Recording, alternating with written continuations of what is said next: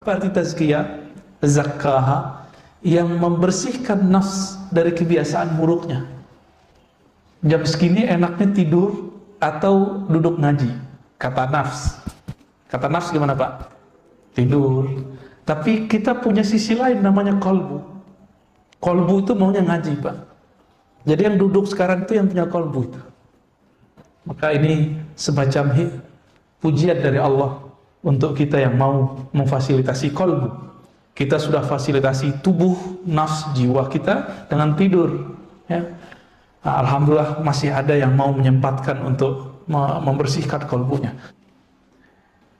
Menurut Bapak Ibu semua, wajib nggak membersihkan diri, melatih jiwa, atau sunat?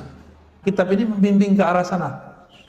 Insya Allah besok kita mulai masuk ke bab kolbu, ya. Kolbu itu apa aja karakternya, model-modelnya, ya. Atau malah pagi ini aja kali ya langsung. Untuk teman-teman yang menonton kajian ini, jangan lupa bersalawat kepada Nabi kita Rasulullah Muhammad sallallahu alaihi wasallam. Allahumma salli ala Muhammad wa ala ali Muhammad. Saya langsung membuka kalau di kitab ini langsung jilid 2, kitab Riyadhatun Nafs. Kitab Riyadhatun Nafs. Bab tentang riyadhah nafs. Biasa tadi disebut tazkiyatun nafs, yang lebih tepat riyadhatun nafs, karena tazkiyah itu bagian dari riyadhah. Apa arti riyadhah? Riyadhah itu artinya berlatih, melatih nafs. Nafs itu terjemahannya bisa jiwa, bisa berarti sukma, bisa berarti diri. Itu terjemahannya. Tapi nafs ini dia punya kecenderungan kepada hal-hal yang negatif, disebut syahwat. Dan nafs itu punya perangkat zahir. Untuk melihat dia punya mata, untuk mendengar dia punya telinga, untuk berbicara dia punya lidah, untuk masalah seksual dia punya faraj, kelamin, untuk makan dia punya mulut dan perut. Maka nanti an-nafs ini akan ngajak ke arah sana semua, supaya si nafs ini dia terlatih, disiplin. Maka ada caranya, namanya riyadhatun nafs, riyadhah. Nah, riyadhah itu kalau bahasa Arab menunjukkan makna sesuatu yang dilakukan berulang-ulang sehingga disiplin. Contohnya, Bapak, Ibu, Saudara ini kalau tidak melatih diri bangun, subuh hari nggak akan bangun sekarang, benar nggak? Maka bisa bangun subuh begini, saya yakin sudah lama berlatihnya. Dan alhamdulillah Allah izinkan kita mendapatkan keberkahan satu Ramadan subuh berjamaah, ya. Nabi mengatakan al-barakatu li ummati fi bukuriha, keberkahan bagi umatku pada paginya. Maka pada pagi ini bergabunglah dua keberkahan, keberkahan subuh dan keberkahan Ramadan. Ditambah yang ketiga, barakatul ilm, keberkahan ngaji. Alhamdulillahirabbil alamin. Apa dalil kita wajib melatih jiwa? Di dalam Al-Quran yang dijadikan dalil untuk tazkiyah itu surat Asy-Syams ayat 9, surat 91 ayat 9. Apa kata Allah Ta'ala? Kita sudah hafal barangkali ya. Qad aflaha man zakkaha.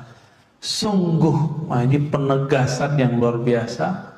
Allah mengatakan aflaha, telah beruntung, telah lega, telah sukses. Man zakkaha, siapa yang melakukan tazkiyah terhadap nafs. Baru, ini bagian dari riyadhatun nafs. Apa arti tazkiyah? Zakkaha, yang membersihkan nafs dari kebiasaan buruknya. Jam segini enaknya tidur atau duduk ngaji. Kata nafs. Kata nafs gimana Pak? Tidur. Tapi kita punya sisi lain namanya kolbu. Kolbu itu maunya ngaji Pak. Jadi yang duduk sekarang itu yang punya kolbu itu. Jadi kolbunya lagi hidup. Ini yang dikatakan dalam surat Qaf ya, sesungguhnya peringatan itu hanya dapat disentuh, dicapai liman kana lahu qalbun, bagi orang yang punya kolbu. Maka ini semacam pujian dari Allah untuk kita yang mau memfasilitasi kolbu. Kita sudah fasilitasi tubuh, nafs, jiwa kita dengan tidur ya. Alhamdulillah masih ada yang mau menyempatkan untuk membersihkan kolbunya. Semoga saya yang diizinkan Allah ngajar kitab ini dan Bapak Ibu Saudara yang diizinkan Allah belajar, Allah jadikan orang yang termasuk kepada surat Asy-Syams ayat 9 ini. Sungguh beruntung orang yang membersihkan jiwanya. Ya, zakkaha. Ha di situ nya berarti nafs, jiwa. Sebaliknya kalau beruntung lawannya apa? Rugi. Wa qad khaba man dassaha ayat 10-nya. Dan sungguh khaba itu rugi, serugi-ruginya. Jadi orang itu jiwanya kosong. Kalau apa? Man dassaha, orang yang membiarkan jiwanya mengikuti alur nafsnya. Nafs itu maunya ke bawah, kehendaknya itu rendah semua. Kalau makan, ya ujungnya kan jadi buang air besar, buang air kecil. Semuanya rendah. Sedangkan kolbu maunya kita naik. Oleh karena itu, menurut Bapak Ibu semua, wajib nggak membersihkan diri, melatih jiwa, atau sunat? Wajib. Itu wajib. Maka orang-orang yang mengatakannya sunat, berarti dia belum paham Islam, iman, ihsan. Sholat itu wajib. Tapi sebelum sholat kita ngapain? Wudu. Wudu itu kan membersihkan fisik. Tapi adakah kita yang membersihkan badan dan dia juga membersihkan jiwanya saat dia berwudu? Jika itu terlaksana, maka khusyuk langkah pertama itu sudah tercapai. Jadi kenapa kita was-was di dalam sholat? Itu karena belum melakukan tazkiyatun nafs saat berwudu. Itu sebenarnya ya. Dan di dalam Al-Quran Allah Subhanahu wa Ta'ala menyebut orang yang sudah melakukan riyadhah, latihan terhadap jiwanya dengan cara membersihkan jiwa itu dengan sebutan khuluqin azim. Siapa itu? Nabi Yuna Muhammad sallallahu alaihi wasallam. Maka dalam surat Al-Qalam ayat 4 ya, surat 68 Allah berfirman, wa innaka la'ala khuluqin azim. Sungguh engkau wahai Muhammad ala khuluq ya, sungguh berada di atas akhlak yang azim. Kata azim berarti besar dan agung. Azim ini beda dengan kabir. Azim ini lebih menyentuhnya kepada rohani kita. Makanya Allah menyebut azim ini cuma beberapa kali. Rabbul Arsyil Azim, Rabb, pencipta, pengendali, pengatur arasy yang agung. Tapi orang sekarang debat, Allah duduk di atas aras, Allah di atas aras, atau Allah cuma menguasai aras. Itu perdebatannya sekarang. Orang nggak mau memahami apa lafaz azim itu. Orang sekarang berdebat, saya tidak tahu arsy itu makhluk atau bukan. Itu perdebatan yang berbahaya. Ya. Padahal Allah bermaksud menyebut arsy bukan untuk kita berdebat, ini duduk di atas, bertempat di atas. Itu kesalahan arah orientasi beragama. Cuma karena jamaah sebagian sudah terjebak membayang-bayangkan Allah, maka kita juga kadang-kadang harus bahas. Tapi pada pagi ini kita nggak akan bahas begitu, Pak. Ya. Kita lebih ke arah tazkiyatun nafsnya. Hadis yang sering kita dengar itu jarang orang menyebutkan sumbernya. Setiap bulan Maulid, bulan Rabiul Awal, orang menyebutkan hadis innama bu'istu liutammima makarimal akhlaq. Itu kan satu redaksi. Itu riwayat siapa? Ternyata riwayat ini nggak pernah dibahas oleh para asatis, para dai sepanjang hidupnya.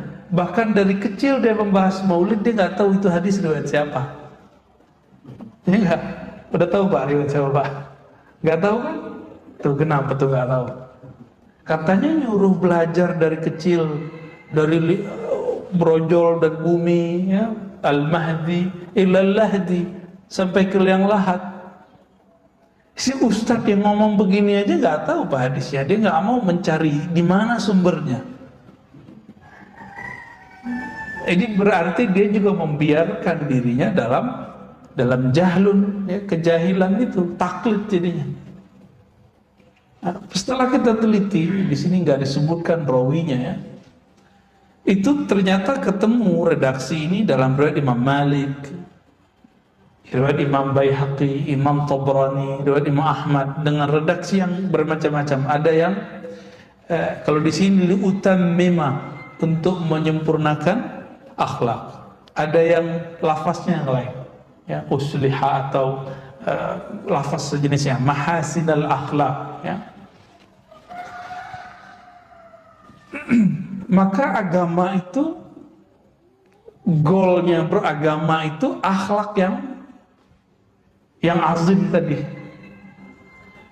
Maka akhlak yang azim ini meskipun tidak memberikan orang duit, tapi kalau akhlaknya azim, nggak dikasih duit pun orang ridho. Kita ngasih orang duit, orang seneng Pak, tapi kita omongin dasar lo pengemis, gimana Pak? Seneng nggak dia? Maka beda, berbagi itu tanda orang yang suka bersedekah. Tetapi akhlak inilah yang akan mempertahankan ini amal naik nggak ke langit. Jadi banyak kita yang memisahkan antara ibadah dengan akhlak, ngaji sama akhlak. Maka sekarang orang banyak belajar yang disebut hijrah, ya. Tapi hijrahnya kok malah jadi galak sama orang tuanya, jadi serem sama jamaah, ya. Jadi suka nyalah-nyalahin orang. Ini kan berarti akhlaknya gagal, berarti dia belum nemu qad aflaha man zakkaha. Maka teman-teman yang belajar agamanya membuat kita konflik dengan orang, coba dikaji lagi dan ditanya lagi hatinya, ini emang begini agama yang Nabi ajarkan? Coba tanya-tanya lagi dalam hati itu. Menyalahkan, membenarkan itu bukan urusan kolbu, itu urusan ini Pak. Itu beragamanya baru masih sampai di sini. Dalam ilmu akliyat itu disebutkan akal ini tugasnya dua aja, membenarkan atau menolak, menyalahkan.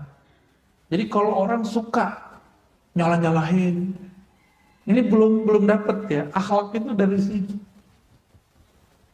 dari dalam kolbu, ya.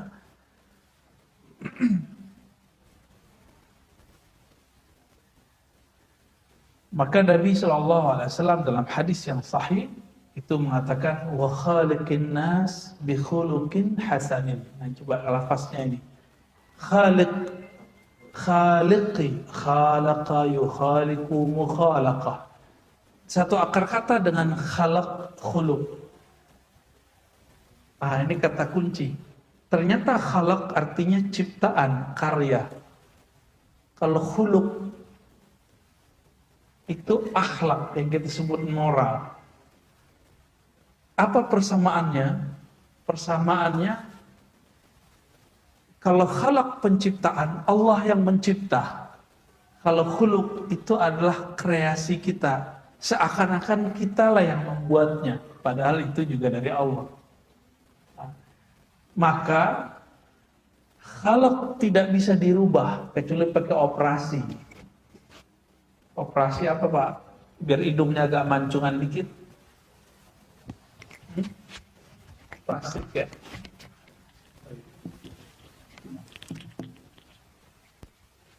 Jadi pada dasarnya wajah nggak bisa dirubah, tapi akhlak bisa dirubah nggak? Bisa. Nabi Muhammad SAW ketika berdakwah itu cuma 11 tahun, nggak sampai 10 tahun di Madinah, 13 tahun di Mekah. Dibandingkan Nabi Nuh, berhasilan mana? Nabi Nuh kurang dikit dari 1000. Rasulullah.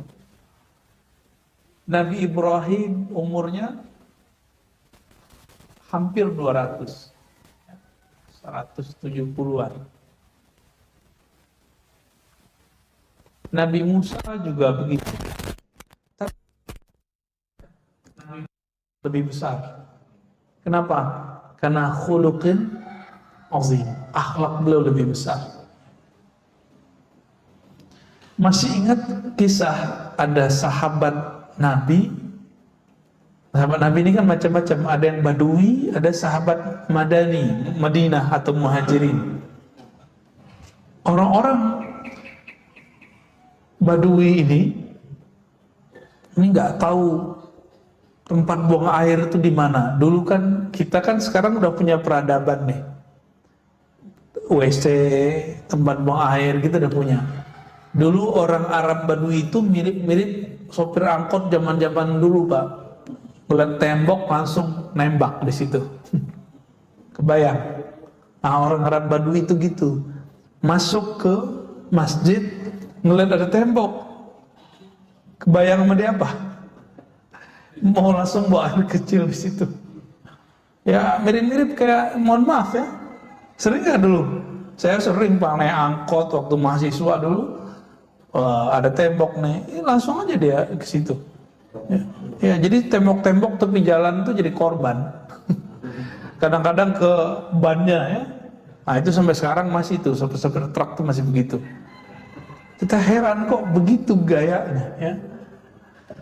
Nah ini Badui itu, orang begitu itu Badui. Kira-kira kalau masjid kita, ya mohon maaf ya, bahasanya kasar, dikencingin orang gimana? Marah kita. Maka sahabat-sahabat pada ngambil alat pukul, mau mukul dia. Secara hukum fikih itu benar. Tapi dalam hukum kolbu itu nggak boleh.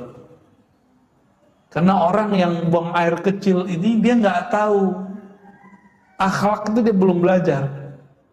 Maka Nabi mengatakan, jauh, udah biarin.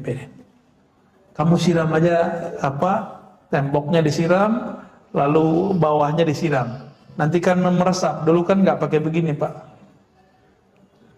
Jadi malah dapat ilmu sahabat Nabi. Ilmu apa? Cara menghilangkan najis di tembok dan di tanah. Dapat ilmu, berkah jadinya. Ini Arab Badui, mulut besar tuh suka ngomong. Datanglah dia kemana-mana, saya kencingin tuh masjidnya Muhammad. Tapi dia nggak marah-marah tuh katanya. Jadi orang-orang akhirnya penasaran. Bulan berikut terjadi gelombang besar-besaran, orang Arab Badui masuk Islam. Jadi cuma karena urusan buang air kecil, Pak. Ya, begitu Rasulullah. Tapi hari ini bagaimana orang berdakwah? Nggak begitu. Cuma ngaji di YouTube, ngaji di TV, berantem di masjid. Maka masjid itu jadi tempat suka berantem hari ini. Ya enggak? Ya, masjid ini mungkin pernah berantem dulu ya. Apa kata Nabi? Wa khaliqin nas bi khuluqin hasan. Hendaklah kamu berusaha berakhlak, bermoral, menciptakan kondisi kepada nas. Nas ini bukan hanya orang beriman, siapa aja, apalagi orang yang beriman. Bi khuluqin hasanin, dengan khuluq, dengan akhlak yang hasan. Hasan itu bagus.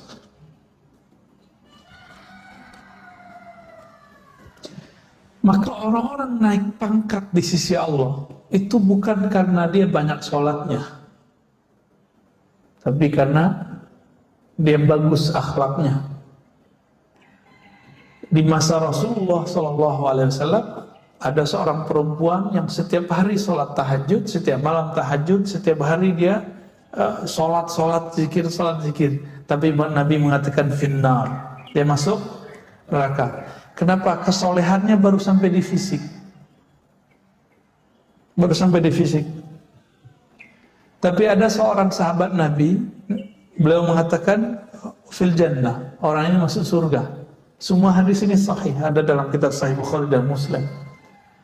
Ketika diteliti, ternyata orangnya punya cuma satu akhlak. Apa akhlaknya? Salamatus sadr.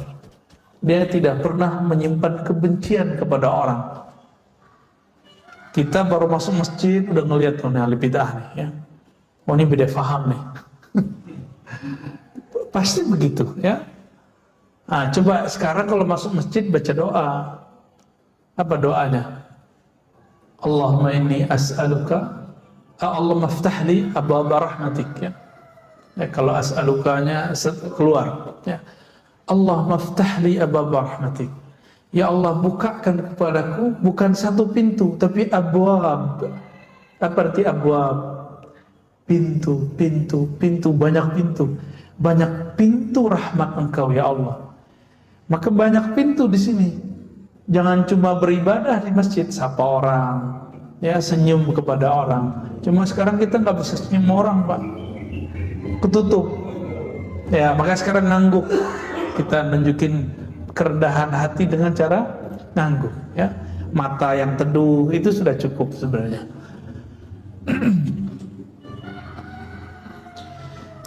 Berdasarkan itu juga Nabi SAW menyimpulkan, apa kata beliau ketika ditanya ayyul mu'minina afdal, orang beriman yang paling hebat itu siapa wahai Rasulullah? Jawaban beliau ahsanuhum khuluqa, orang yang paling bagus, paling sempurna akhlaknya. Dan akhlak itu Bapak Saudara makan Allah bukanlah hiasan fisik, dia ada di dalam kolbu. Jika di kolbunya tidak dibersihkan, maka tidak akan muncul akhlak yang bagus. Maka kitab ini nanti akan membimbing kita bagaimana cara membersihkan kolbu. Di kolbu kita ada rasa merasa lebih baik dari orang nggak? Terbersih Pak? Ada ya? Ada ya. Saya punya pengalaman lama Pak tentang merasa lebih pintar dari orang itu. Karena ujiannya orang yang belajar satu ilmu merasa lebih pintar dari orang. Sampai sekarang rasa itu muncul, tapi kita langsung tahu. Maka mohon maaf, saya bisa merasakan dan bisa mengecek Pak di wajah Bapak itu ada rasa itu atau tidak. Itu membayang di wajah. Hati-hati loh Pak ya. Ternyata ahli psikologi punya ilmu tentang itu, membaca raut wajahnya begini, gimana itu kebaca ya. Mungkin Bapak yang ahli kejiwaan, psikolog itu bisa baca bekas itu di wajah saya masih ada. Bukan berarti sekarang saya udah nggak sombong, masih ada itu, tapi kita halau terus setiap hari.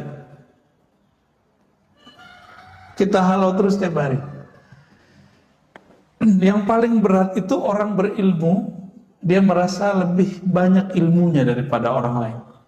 Kalau Bapak yang banyak duit, banyak harta, paling kekayaan itu cuma sebatas fisik. Tapi orang berilmu itu kesombongannya terbawa bahkan dalam zikirnya, dalam baca Qur'annya, dalam sholatnya. Maka tadi itu Itu kalau Bapak sensitif kolbunya itu bisa merasakan. Begitu sensitifnya kolbu. Bukan suuzon Bapak ya. Orang yang kemudian merasa dirinya sholatnya itu paling benar itu kerasa. Maka Abdullah bin Amr mengatakan, ya, Nabi, ya, dari Nabi beliau bersabda, yang pertama kali dicabut di akhir zaman adalah khusyuk. Awwalu ma rufi'a qabla yaumil qiyamah al-khusyuk. Yang pertama dicabut di akhir zaman itu khusyuk. Khusyuk itu kan urusan mata yang tunduk. Secara zahir, secara batin, kolbunya tunduk kepada Allah. Nah, khusyuk ini salah satu akhlak orang yang sholat. Orang kalau khusyuk sholatnya, pasti dia tawadhu kepada orang lain. Ini enggak, ya. Kita merasakan itu. Untung masjid ini enggak terlalu banyak. Abu Hurairah lagi duduk, dia ngerasa nggak nyaman, Pak.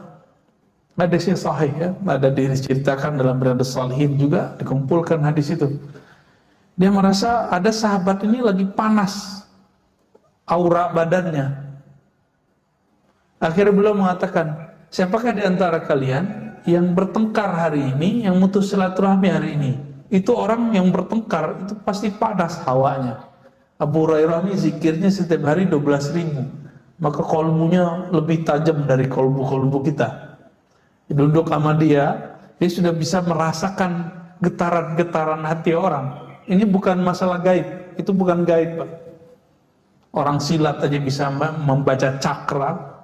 Masa Abu Hurairah yang zikir 12.000 nggak bisa? Ya, lebih canggih Abu Hurairah. Maka beliau nggak tuduh kamu nggak. Beliau cuma bilang, siapa yang mutus silaturahmi hari ini, bertengkar hari ini, pulang minta maaf, baru balik sini. Kenapa? Majelisku adalah majelis malam Jumat, malam ini amal diangkat. Orang yang mutus silaturahmi, amalnya tidak diangkat. Nanti majelis kita tidak dibaca di sisi Allah Subhanahu wa taala. Kira-kira begitu pesan beliau, ya, kalau kita terjemahkan secara bebas.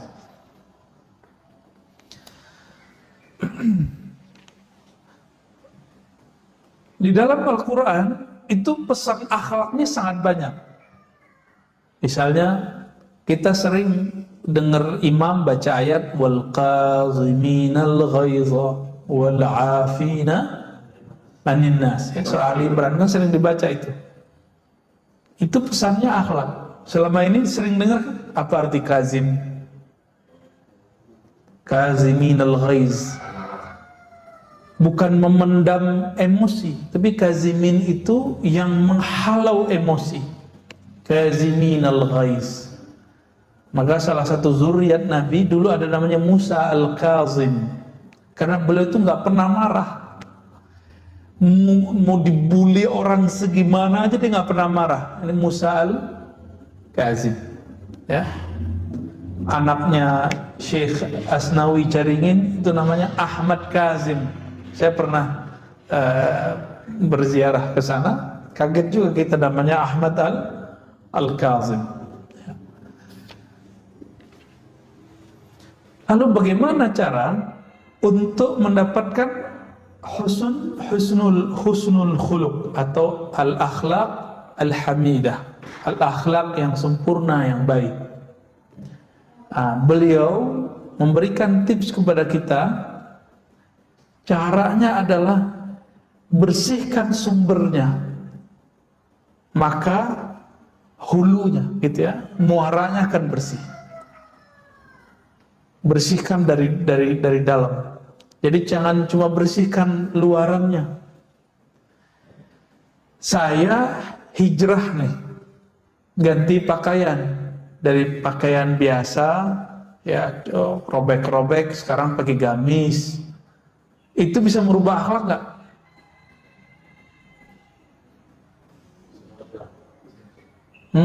Gimana Pak? Belum tentu. Bisa jadi preman bergamis. Ya, hati Pak. Pakai serban, pakai kopiah, ya, pakai ginian, ya. Terus pegang mic. udah jadi ustadz aja. Kira-kira gimana? Kolbunya belum dibenerin. Kalau dia ceramah kira-kira gimana? Nah itu, Bapak sudah tahu jawabannya. Dia kalau nanti ceramah cuma ganti casing. Dulu menghujat orang tepi jalan, sekarang menghujat orang yang beda faham dengan dia. Itu aja bedanya. Dulu kalau kita masih remaja itu kan pengen cari lawan, pengen bergesekan sama orang. Betul, ini sama. Walaupun bergamis, berserban, berkopiah, akan cari gesek terus. Maka jangan sibuk pada ganti penampilan, sibuklah dalam mengganti sumber penampilan itu di mana. Nah, ini yang harus kita benerin, Pak. Alkitab ini membimbing ke arah sana. Insya Allah besok kita mulai masuk ke bab kolbu. Ya. Kolbu itu apa aja karakternya, model-modelnya.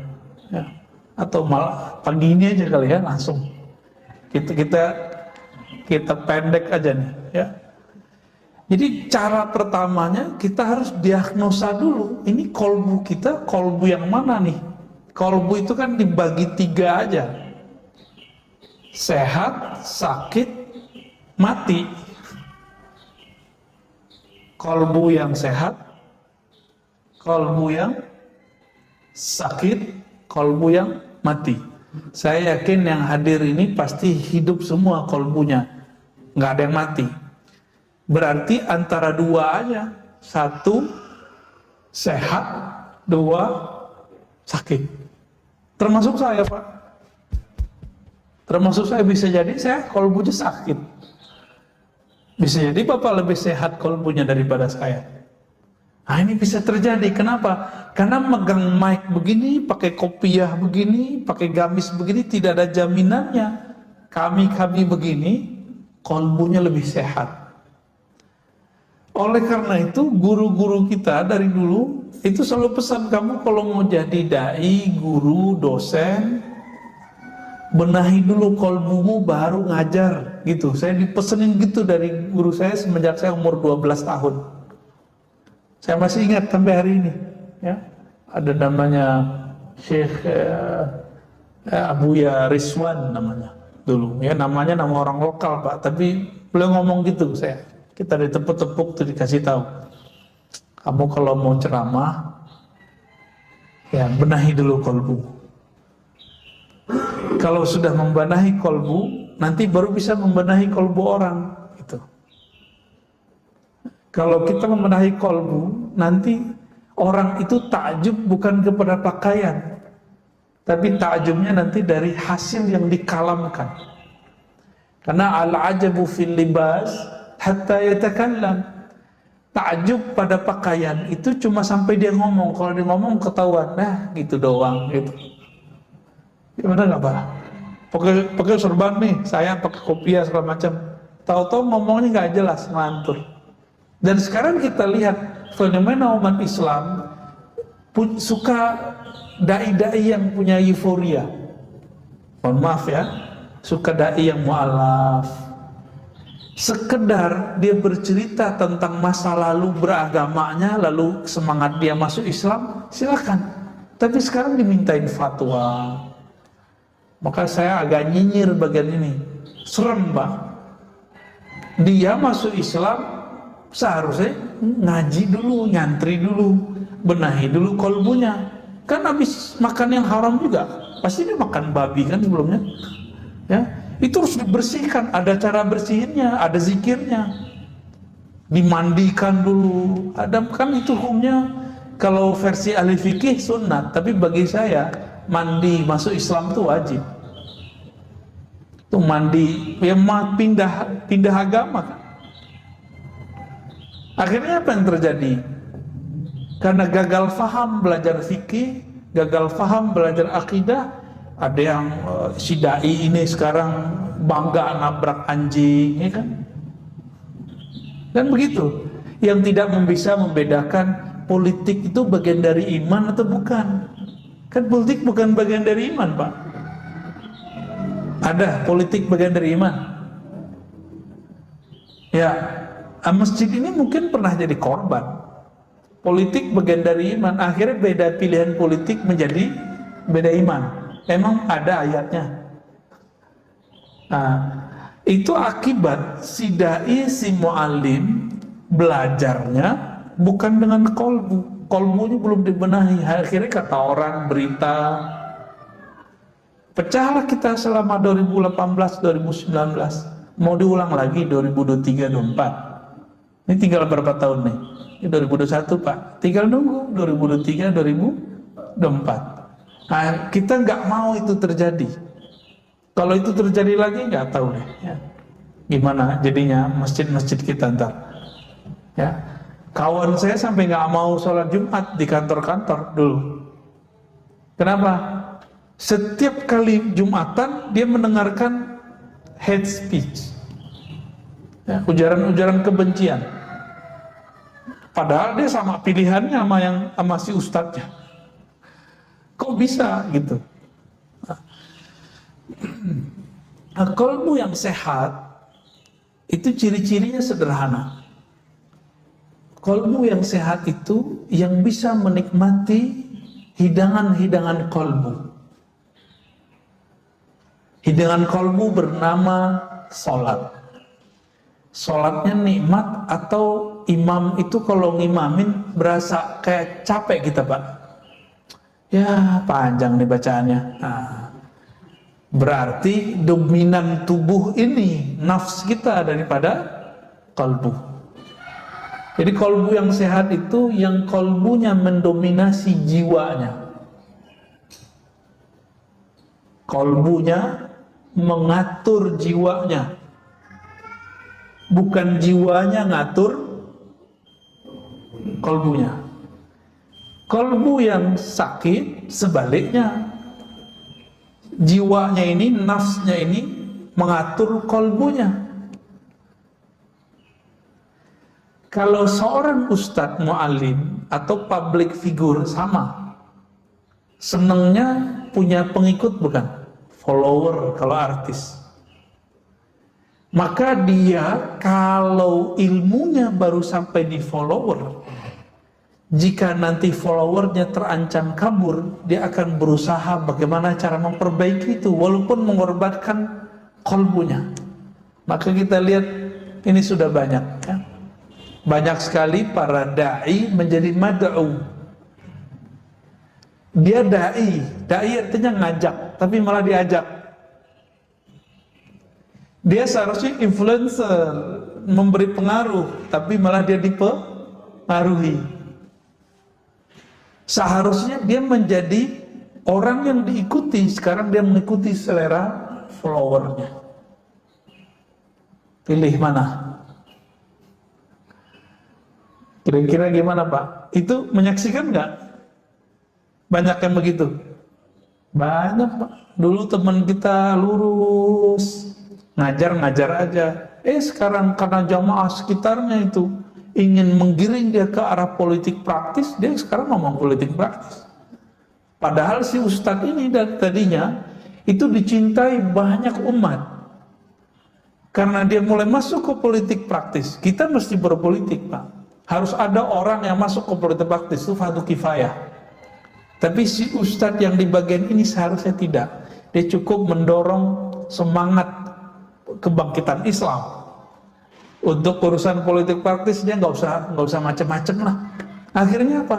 Orang yang tadinya suka ngaji sama dia sekarang udah nggak ngaji sama dia. Jadi jangan-jangan kalau kita masuk ke bukan wilayah kita untuk nyenengin satu kelompok, kita gagal untuk bisa menyinari kelompok yang lain. Nah ini terjadi ya. Dan yang ketiga, kolbu yang mati. Kalau yang sakit tadi itu ayatnya fi qulubihim maradun fazadahumullahu marada. Di kolbu mereka ada penyakit. Kalau sekali kita biarkan penyakit itu, maka penyakit akan bertambah. Kalau orang yang mati kolbunya, sawaun alaihim, sama saja. Kamu ajak, nggak ada efeknya. Ramadan datang, Ramadan nggak datang, dia gitu-gitu aja. Nah, Saya berhusnuzon kita antara sakit dan sehat itu kayaknya sekarang ya. Bener ya? Ceknya tadi sholatnya khusyuk nggak? Nggak ya? Nggak apa-apa Pak. Tapi pengen khusyuk kan? Berarti normal, sehat. Ada keinginan mau sehat. Kalau kita badan sakit, datang ke dokter nggak? Nah, Bapak mau ngaji begini kan berarti pengen bener kolbunya. Waras berarti kolbunya. Ya. Kalau ada orang sakit nggak mau berobat, waras nggak? Mungkin dia habis kena brain wash, saya pakai herbal aja Ustaz. Ya betul, tapi kalau penyakitnya parah bisa nggak pakai herbal biasa? Indonesia sekarang belum populer, dokter herbal itu belum populer. Baru muncul nih kan di YouTube nih beberapa dokter, tapi juga dia kepekarannya bukan di herbal. Herbal ini kan banyak masalah lagi. Nah, akhirnya kena kucuci otak dia nggak mau berobat. Apa yang terjadi? Sakitnya tambah parah begitu. Inilah sekarang yang terjadi. Ketika ilmu tentang obat hati ini dianggap sesat, maka yang terjadi adalah orang tambah jauh dari ilmu ini. Mungkin karena penamaan ilmunya tidak cocok, disebut ilmu ini misalnya ilmu tasawuf, akhirnya orang ganti nama, tazkiyatun nafs. Kalau saya nyebutnya riyadatun nafs, ya, nyebutnya riyadah, latihan nafs. Kalau mau disebut karena kitabnya menyebutkan itu, ya. Nah, insya Allah nanti kita akan cek penyakit apa aja yang ada di kolbu, cara diagnosanya 1, 2, 3. Kalau ada berarti positif, kena virus penyakit kolbu. Nanti dari cara kita mengetahui itu sebab-sebabnya apa, akan ketahuan cara ngobatin kolbunya. Nanti ada bertahap insya Allah ya. Insya Allah ke pertemuan besok kita akan mulai masuk ke penyakit pertama dalam kolbu, yaitu al-kibr ya. Penyakit sombong dan turunannya nanti insya Allah. Ini penyakit paling tua, penyakit yang dulu pernah diidap oleh iblis dan sampai sekarang nggak sembuh-sembuh ya. Semoga Allah jaga kolbu kita dari selainnya, amin ya rabbal alamin. Ada diskusi Pak, udah?